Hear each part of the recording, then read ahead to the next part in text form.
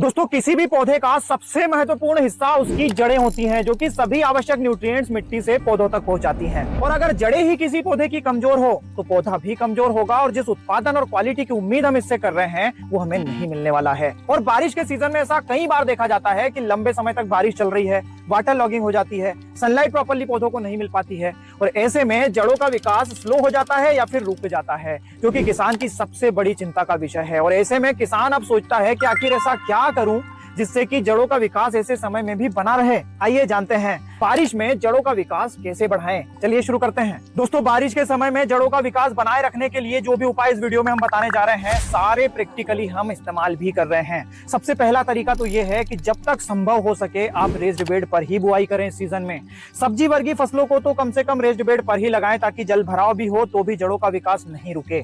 बड़े रकबे में जो किसान खेती करते हैं उनके लिए संभव नहीं है तो वो रिज फेरो पद्धति से बुआई करें और अगर ये भी संभव नहीं है तो फ्लैट फील्ड पर ही बुआई करें जैसे यहाँ पर आप देख रहे हैं। लेकिन सबसे पहला फर्टिगेशन माइकोराइजा के रूप में दें। जिन्होंने ड्रिप लगा रखी है वो पहला फर्टिगेशन माइकोराइजा के रूप में ड्रिप से छोड़ें, उसके एक हफ्ते बाद मेन फर्टिगेशन शुरू करें। और जो फ्लैट फील्ड पर या फिर रिज फेरो पद्धति से बुआई कर रहे हैं वो बेसल में ही माइकोराइजा का इस्तेमाल करें।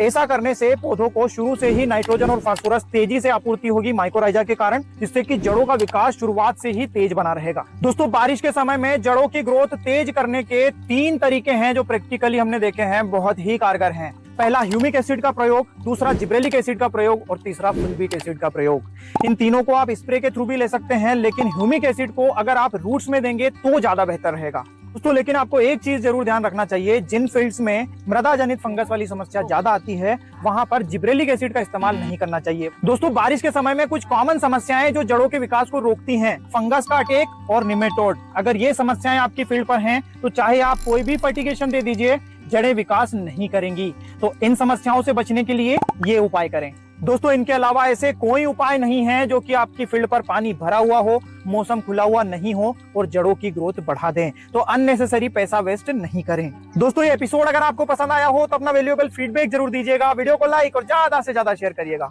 धन्यवाद।